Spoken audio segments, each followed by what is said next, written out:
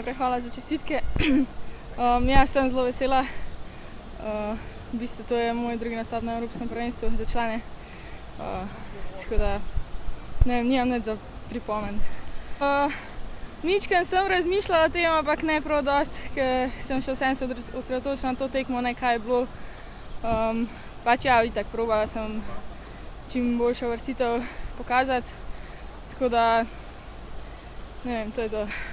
Ja, prvo polovico sem bila samo tako malo mehka, mislim, da nisem bila čisto samozavestna.